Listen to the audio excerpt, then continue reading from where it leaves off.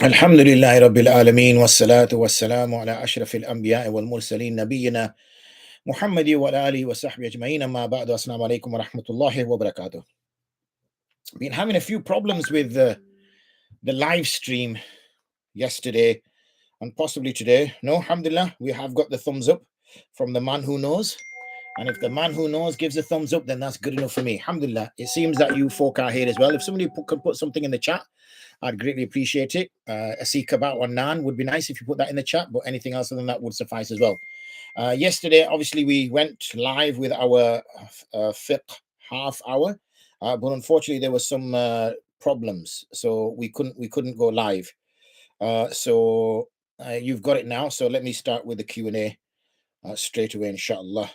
Where are we? Okay, here we go. Bismillah ar-Rahman ar-Rahim. My question was regarding acting as a broker to provide loans. I work for a company that sells glasses, and the customers have an option to buy. Excellent.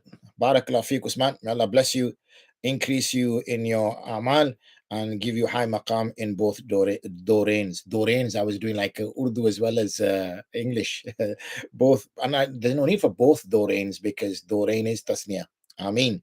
And may accept all that you do in his service. Ameen. Khair, back to this. My question was regarding acting as a broker to provide loans. I work for a company that sells glasses, and the customers have an option to buy expensive glasses through an interest-free loan provided by another company named so-and-so. I act as a broker to provide the loan and sign the loan contract. So-and-so charges service fees every month to my company as they provide a loan to my company's customer. Will this service fee regarded as interest? No, the service fee will not be regarded as interest. If this is, as it says, a service fee, then this is just for providing that service to your customer. They will also charge my company 35 pence direct debit collection fee. Again, that's a direct debit collection fee as they have to collect money from the customer every month. In the contract, it states that so-and-so can go to court if the customer does not pay the loan back. And if they win the case, the court will charge interest that the customer will have to pay to so-and-so on top of the loan amount. Taking into consideration all these things, will acting as a witness, as I have to sign the contract, and being a broker to provide the loan to the customer be halal for me? Generally speaking, we would say that only in exceptional circumstances that interest is due. However, because you're involved in the actual contract in which they sign and agree to pay interest, if for whatever reason they default on the loan, then it is slightly problematic. So if it is at all possible that this can be avoided, then one should try to avoid. For the very fact that you are enabling a person to agree to giving interest, and that should be avoided. But generally speaking, if it is difficult to gain employment in any other way, then because this is a specific aspect which doesn't deal with the direct issue at hand, then there is some permissibility there that one can seek. Assalamu alaikum wa rahmatullahi wa barakatuh. Hope you are well, Mufti Saab. Can you please clarify if the information in the following passage is correct and whether there is any sound basis for Hanbalis to do masa on normal cotton socks? Also, please mention if it will be permissible for a Hanafi to pray behind an Imam who has done masa on normal socks based off the Hanbali opinion. If it is the case that it is jais for them to do masa on normal socks in the first place, the passage is as follows. As a Hanafi, your concern about the validity of a Hanbali's wudu since he wipes over non-leather socks raises an important fiqh question. Can you pray behind someone whose wudu you personally believe to be invalid?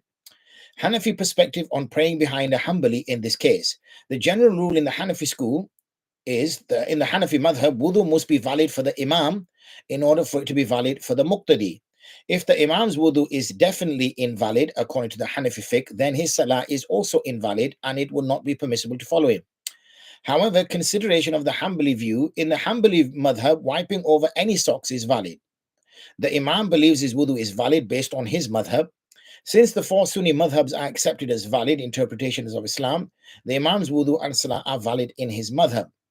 What Hanafi scholars say about following a non-Hanafi Imam? Classical Hanafi scholars state that as long as the Imam follows a valid opinion from a recognized Sunni school, his salah is valid in his own madhab, even if a Hanafi personally believes that the method of wudu is invalid. For example, Imam Abu Yusuf said that a Hanafi may pray behind an Imam from another madhab, even if he does something that is invalid in the Hanafi school, as long as it is valid in his own school. Conclusion: it is permissible to pray behind him, because the Hanbali Imam's wudu is valid in his own madhab, his salah is valid. Since his salah is valid, it is permissible for you to pray behind him, even if you personally do not follow his opinion.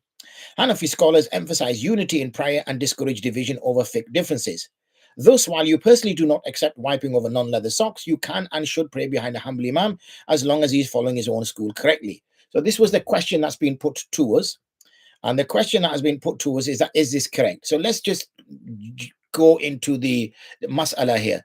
The mas'ala is that, can you pray behind an imam who is performing, the first question was that, is it valid for a Hanbali to wipe over non-leather socks?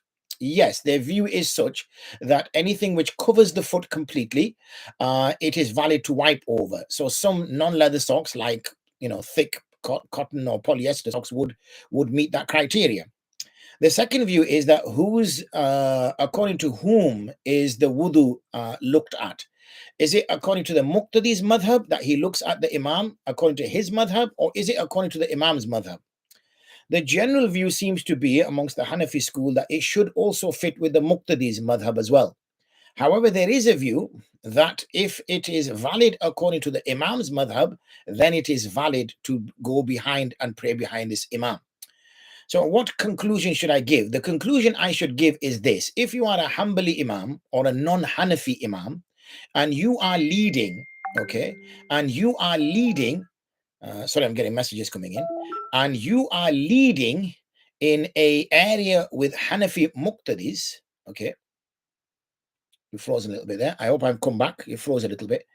And if you are, so let me just say that bit again. If you are a non-Hanafi Imam, and you're in an area predominantly of Hanafi, then you should try to perform your wudu so as not to nullify the wudu or to be nullified according to the madhab of those people who are your followers. If you as a muqtadi are in an area which is predominantly non-Hanafi, so you're going to a masjid which is predominantly non-Hanafi, then you can adopt the lesser opinion and pray behind the imam as long as the imam is doing salah which is valid according to his madhab. I hope you'll be able to draw that distinction. Assalamu alaikum, Mufti. With regards to doing sunnah itikaf in a masjid with multiple floors, but the stairs to the masjid joining the different floors are outside the Shari masjid, is it permissible to leave one floor of the masjid to go downstairs and join the Jamaat for salah if we could actually pray on the top floor, as it is part of the masjid anyway? So the mu'takifin could form a row directly above the front row instead of leaving the Shari masjid and going down the stairs. Also, with stipulating conditions like including stairs for sunnah itikaf, like in the scenario above, I have read that making conditions or stipulations renders the sunnah itikaf into a nafal itikaf. I cannot find stipulations of conditions for sunnah itikaf without it turning into a nafal itikaf. Perhaps you have some additional information on this matter. Jazakallah khair. So Maulana Sahib, you and I have had a conversation with regards to this. And what I found is that when it comes to the sunnah itikaf, then there is the division between situations is either hukmi, and if it is out of necessity, okay, if it is out of necessity, then it is an implied exception, and if it is not out of necessity, there is an exception required. So what is considered as a necessary exception out of necessity is that you can go to the toilet, okay, to answer the call of nature. Now, when you go to the toilet to answer the call of nature, you are by definition leaving the Shari masjid. So you don't need to stipulate that in your niyyah at the beginning. Okay. Similarly, if you're going for food, similarly, if you're going for ghusl, these things are naturally, automatically implied because of the fact that you are excused to leave the masjid for these reasons.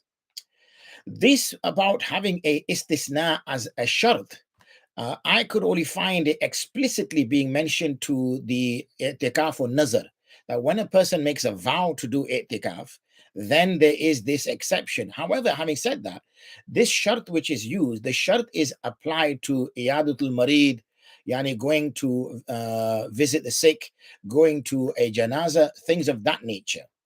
So, it's a valid argument that would a person be required to leave the Shari masjid to go down the stairs to another Shari masjid in order to pray, or could he pray upstairs? I would argue that it was probably better to pray upstairs. The question obviously would come with regards to food, because obviously food is being served, say, on a floor lower down. Then yes, could leave the floor that he's doing his itikaf on in order to go down to eat and then come back up. Okay, so there is an exception there. But yes, for the Jamaat, for the Salah, this would be, something that would possibly lean towards that. Assalamu alaikum wa rahmatullahi wa barakatuh. I hope you're doing well and that your Ramadan is going smoothly. Alhamdulillah, make dua. It is so far so good. How 1 year flies by so quickly. Absolutely, rahmatullah. And your name, mashallah, barakallah feek. I remember we performed i'tikaf together last year. Just a quick question. Have you come across the Hijrah Ride charity events? This is a group of brothers who travel to Makkah, perform Umrah, and then cycle to Medina over 3 days. There is also a charitable aspect to this, as the cyclists raise money for a cause. Would it be permissible to do this? The primary intention would be to perform Umrah and then visit the Prophet ﷺ in Medina, while with cycling simply being the mode of travel. Okay, so firstly, we see nowadays a lot where people don't just raise money for charities. There's a need for the person to put some burden upon himself. So, for instance, jumping out of a plane, or I don't know, climbing something or doing something in order to raise funds so that he can be sponsored and raise funds. Really, sadaqah lillah, that should be just given for the sake of Allah. There should be no kind of punishment meted out on the person or a challenge placed on the person and saying that if you complete this challenge, then I will give this sadaqah, because then you're doing it in exchange of something. So that's the first thing. Secondly, when these brothers go to perform Umrah and then they're set off to go to Medina by cycle, then I believe it will take a considerable amount of time. Now, I have not calculated how long it would take, but even if a person is cycling at 10, 15 miles an hour, or 10, 15 kilometers an hour, and there's approximately 200 kilometers between Makkah and Medina, that's going to take about 10 hours. Probably you need to rest in that. So it's probably going to take a day. Okay, maybe, a day or 2 days, something like that. So if it's going to take a day or 2 days to do that when a person is resting, then he's missing out on the opportunity of praying Fard Salah in Makkah, in the Haram, in which there is extra reward. Similarly, he's missing out in praying Salah in Medina, which has extra reward. So why would a person, lose out on that ibadah in order to raise money by cycling, when really people should be giving that money anyway, okay, as a charitable event? So that's why it's a bit of a gimmick. Unfortunately, many people do this nowadays. So I cannot see no hair in it, apart from, what is there to gain apart from being another attractive way to raise money. Assalamu alaikum. Please ask this question to your Mufti Sahib. There is a group of investors who are helping a person to buy a property. The property is worth 120,000. The investors will buy the property with cash and then sell this person the property in 2 years at 12% per year rent. 14.4 thousand per year for 2 years. Lease agreement. After that, he pays off the full 120k and puts the property in his name. We have not discussed about what will happen if the person is not able to pay. We are assuming he will pay it. Based on this, if he's not able to pay, can we keep the 12% rent he owes us, or we have to return it to him? Well, the rent agreement he makes for 2 years, that's assuming he stays with you for 2 years. But if he contractually obliges himself to stay you for 2 years, then obviously he will stay for the 2 years and he will make the payment. But really, he shouldn't put himself in a difficult position, because say his circumstances change 6 months, a year down the road, and he now wants to get out of this arrangement. How can he get out of this arrangement? Because so far all he has is an arrangement to pay rent. Okay. Since we have a 2-year lease agreement, regardless of his ability to pay, can we collect the agreed lease amount through litigation if he's not able to pay? So then that raises another issue, that if he's not able to pay, then why would we be now chasing him through litigation to get him to pay when he's struggling to pay anyway? So this is what opens this unfortunate situation, that really the due diligence should be carried out by the investors to make sure that this person is in a financial position to be able to pay, so that we don't start getting things getting messy. Is this halal income or considered riba, as there is guaranteed return without any loss to us? No, this is a rent. So rent is permissible. You are leasing out your property for somebody to live in for a fee. That's absolutely fine.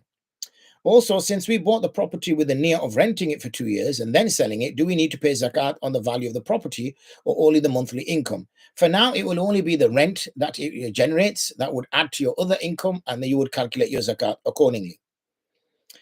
Also, there are multiple investors with various investment amount. So if one needs to pay zakat on the value of the property, I'm assuming it is only based on the amount invested, or is it the current value? Obviously, this question is not relevant now because, as I mentioned to you, they will only be paying zakat on the money that they generate through the rent added to their other money and then work it out accordingly. Assalamu alaikum. I have some Hanafi fiqh questions on the topics of intention, reasonable surety, or both. Does one need to mentally state the intention for salah in their mind? Example, I intend to pray dhuhr fard salah in one's mind. Or can you assume that they have the intention in their heart? No, you have to have presence of mind when you make intention. You cannot just assume that it's going to be in your heart. There has to be a presence of mind. And one must be certain that they have the intention in their heart, or can they be reasonably sure and just proceed to make the opening takbir? How can one be reasonably sure? The only way one can be reasonably sure is if they have presence of mind. Hence the reason why I've said presence of mind. Trying to gain certainty, we don't need to gain certainty, leads me to having doubts about whether I have a valid intention or not, and makes it difficult. I would often repeat the intention over and over again in my head to assure myself I have certainty. No, you only need to mention it the once. However, if all that is required is reasonable surety, then that would be easy for me, as I'm always reasonably sure that I have the correct valid intention in my heart. Then that would be valid in that case. But there has to be presence of mind. After making the intention for prayer, does thinking about worldly thoughts or performing actions like itching before the opening takbir invalidate it? No, not if there is a small gap. It's not a sizable gap. If there's a considerable duration of time or you commit another action, then they might need to renew, but otherwise, no. Can reasonable surety be applied to pretty much everything, from doubts about invalidating the salah to whether prayer time has come or the direction of the qibla, or to whether I washed a certain limb during wudu or did wudu at all, to interpreting certain fiqh rulings, including for acts of worship like salah, if an answer from a scholar is not immediately available? Well, let's go through each one. You mentioned there whether the prayer time has come in. There's no need for uncertainty whether prayer time has come in. It's because Wifaq al-Ulama has an app. And if you download Wifaq al-Ulama's app and you have a phone, then you will know salah times. And even if you don't have the app with you, you would know approximately what time you prayed Maghrib the day before. You would know approximately what time you prayed Asr, Dhuhr, Maghrib, Isha, Fajr. So you will know roughly what the times are. And if you have access to a watch or anybody around you, then you will be able to find out what time it is.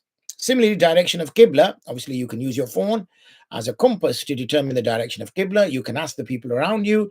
You can ascertain that information before you arrive at your destination. So there are other ways of determining that. Whether you washed a certain limb or not, well, if you're still doing wudu, then wash that limb. And if you're finished your wudu and you normally wash that limb, then you will assume that that limb has been washed. When making an intention for the current day's prayer, example today's dhuhr, does one need to specify in their intention that this is today's prayer, or is this automatically assumed by not specifying that it is a qada prayer? No, one should say that it is today's. That should come in. But I agreed that generally speaking, if you are not a person who performs many qada prayers, then that will be valid. Does 55% or 60% certainty count as reasonable surety in the Hanafi definition? Well, we don't work in percentages. As long as you have more inclination towards one than the other, then that will be considered as valid. Assalamu alaikum. I wanted to ask 3 questions, inshallah. Some imams prolong the fatha in akbar until it changes akbar into akbar. Would this invalidate the prayer? No. Secondly, the al in the final salam, some imams omit it and read salamun alaykum. Would this invalidate the prayer? No. Thirdly, naqlul hamza in the takbir, which would change akbar into wakbar, Allahu Akbar. Would this invalidate the prayer? No. Also, if possible, could you provide references for me so that I could share them with the imams? I would go to the imams first and discuss it with them. It may be that that's the way they pronounce because of the way they articulate the words. It may be that's how you're catching it. There cannot be references provided for something which is not of a concern.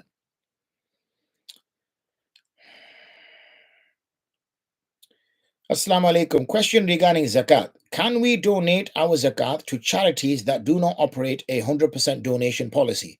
The charities are still very reputable and backed by ulama. The projects of these charities use a small percentage to deliver the zakat projects to where they need to go. Admin running costs. Is our fard fulfilled? Firstly, I want to tackle this whole concept of 100% donation policy. I think this is a misnomer. Well, I don't think, I believe this is a misnomer. This just kind of came about due to the, I don't know, the view of some charities to give the impression to their donors that everything they donate goes to the people.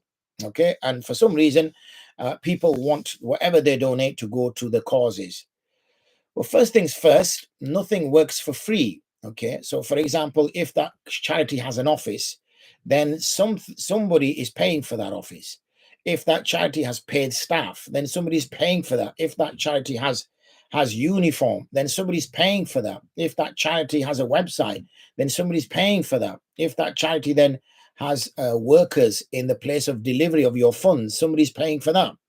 If your charity has to buy your the material and then have it transported, then somebody's paying for that. So to say 100% donation policy, I think this is a misnomer. Okay, because in reality, a sadaqah lillah can be used for the upkeep of a charity. That, that's its, is to run the charity. And as I say to people, I say, look, at the end of the day, when you assist in the infrastructure of a charity, like for example, let's say you donate to a website. So for example, we want to develop our website for our charity, and somebody donates for that, and they give £400, and we get a top website designer, and he makes a top-notch website for us. So we have that website. Once he's made that website, what we do now is we gain 10, 20, 30,000 pounds or more through that website. Okay. We get that through that website. Now, that money hasn't gone, that £400 did not go to a poor person or a widow or an orphan or a masjid or a water well or anything like that. That went to set up that website. But that website brought in £30,000 used for all those projects. To give donations towards the infrastructure of a charity is sadaqah jariyah, because that makes sure the charity runs. In fact, I believe it is far better to give it to the upkeep, the infrastructure of a charity, than it is to go for a poor person or a person in need, because once it's gone, he's used it, he's consumed it, whereas your website is still there. Zakat, on the other hand, is very particular. Zakat has a specific criteria for who can receive zakat. Not everybody can receive zakat. Therefore, there should be 100% zakat policy. That I agree with. Okay. Unfortunately, there are many charities that don't have any policy or any form of sound practice or any form of religious expertise or any form of auditing or assurance. So in the absence of all of this, okay, in the absence of all of this, there is no way forward until they are fixed, okay, until they get these inspectors auditing, until they have a policy, then I would be very cautious. So as long as you can make sure, and if you're saying that these charities are being run by reputable ulama, then I would say they know about your fard, they will do it. However, I would again say any charity, whether run by ulama or otherwise, it is important to have policies in place, a zakat policy. It is important to have sound practice in place. It's important to have an internal Sharia board in place, and it is important to have auditors taking place. It's got to be done properly. This is, zakat at the end of the day. Okay, so that was at the time when the live stream did not work. Okay, now, alhamdulillah, live stream is working. Assalamu alaikum wa rahmatullah. Respected scholars, could you advise what time Ishraq Salah starts after sunrise? So it could be anything between sort of 15 minutes after, approximately after sunrise. That's an approximate time. And then it can carry on literally to mid-morning. Barakallah fiqh. Next question. I have a question regarding the timing of Maghrib Salah and breaking the fast whilst traveling on a plane. If one is flying on Saudi Airlines and is in motion, how does one determine the correct time for Maghrib? Specifically, if looking out to the right, it is dark, but to the left, there is light. How does one confirm that Maghrib has entered? Do you have time? Find out the country you're flying over and then find the Maghrib time, etc., etc. Yeah. I guess when you're flying with Saudi Airlines, then they will notify you that this is the Maghrib of this time, especially during the month of Ramadan, in order for you to break your fast. Otherwise, yes, you would, you know from the flight plan where you are, which country you are flying over, and you will base it on the Maghrib time of that country. Okay, so that's the gents group done. Let's move to the ladies group.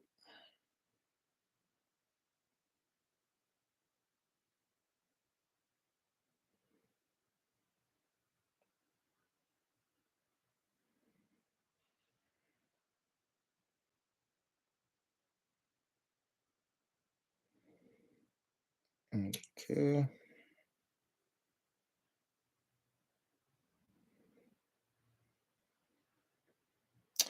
Assalamu alaikum, Mufti. Pray you and family well. Wa alaikum salam to sister. Yes, alhamdulillah, we are, and pray likewise for your good self. If a person is in debt and hasn't been able to pay off, yet he is Sahib Nisab, can he accept zakat? So if a person is in debt, then technically he is not Sahib Nisab. The reason being is that that debt reduces his ownership to below, that debt takes him below, potentially below zero. Okay. So then he is gharimin. Then he can accept zakat on that basis. Okay. On that basis. But one would have to see as to how much kind of, assets he has around him. So if he has, non-zakatable assets and plenty of them, then really, he should be encouraged to spend wisely, or to, sell some of his clothes, or, whatever else he has. So that, we need to explore that as well. Not just that is he Sahib Nisab from a mal perspective, but also in terms of non-zakatable mal, does he have assets which he can dispose of? Nowadays, you see, unfortunately, people living in fancy lifestyle, but because they live in credit all the time, they're always in debt. Because they always live in debt all the time, they don't have any money, they don't have credit. Assalamu alaikum, jazakallah khairan. If a cotton tissue was to go inside the orifices next to the female opening and remains inside there during fasting hours, will the fast still be valid? Yes, the fast will still be valid. When giving zakat this Ramadan, do I intend that I'm giving it for this year, meaning from last Ramadan to this Ramadan? When your nisab date comes, then you are giving your zakat based on that nisab date.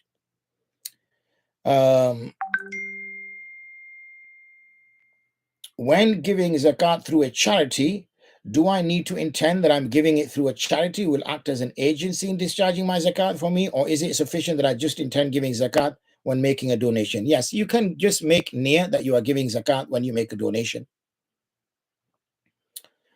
Assalamu alaikum. Inshallah, you well. Barakallah feek, sister. Alhamdulillah. This is a follow-up on two questions I asked last week. Okay.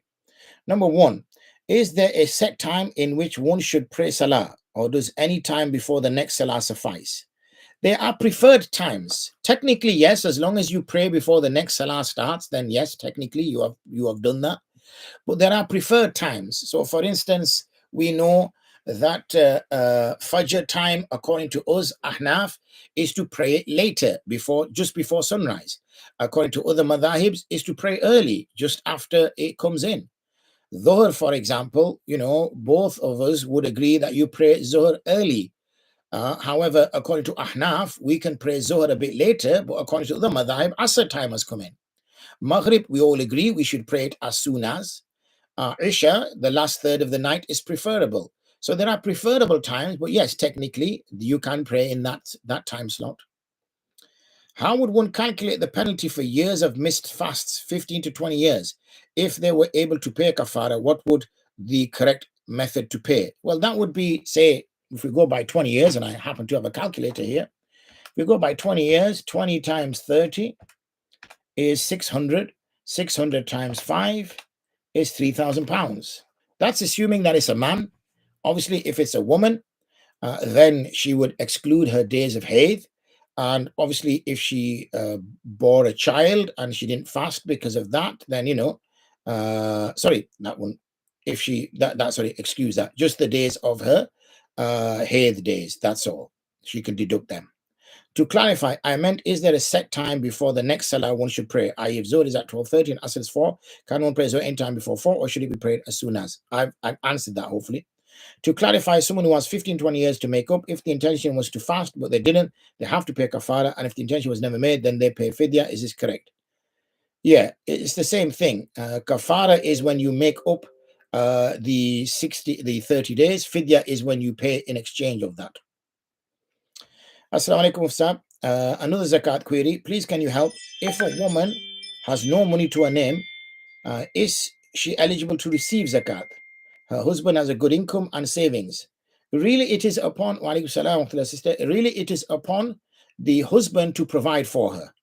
Okay, technically, it is upon the husband to provide for her, but technically, she can receive zakat because of the fact that she's not in a, she is, has got nothing to her name, nothing, she has no assets. Again, going back to that first question as well, sister, you would see what assets she has. She might have like 900 pairs of shoes. Not saying that all women have a lot of pairs of shoes, but she might have like 900 pairs of shoes. She might have like 500 outfits, and then she's got no gold or she's got no money. So, she's far better off selling, her clothes, selling her shoes, and generating funds from there. Okay. So that's all them answered.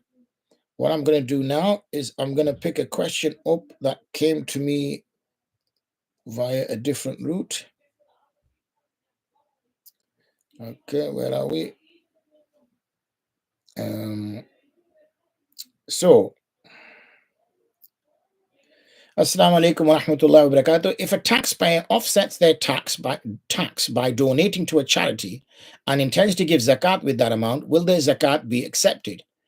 When it comes to Muslims, whether it is our business money or whether it is our personal money, then it is our money. Okay?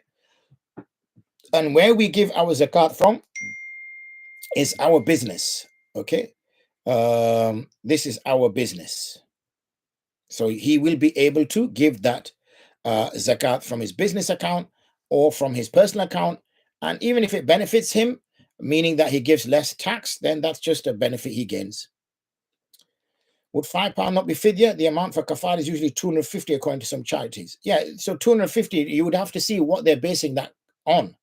Because if that's for 30 days, then, 250 divided by 30 is £8.33. So they might be working on £8.33 a day. Remember, charities, you have to look at which charities you're working with.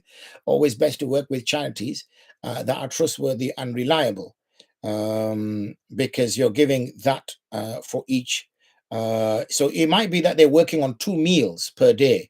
So if they're working on 2 meals per day, then and each meal is, so that's what they might be working on for that 250.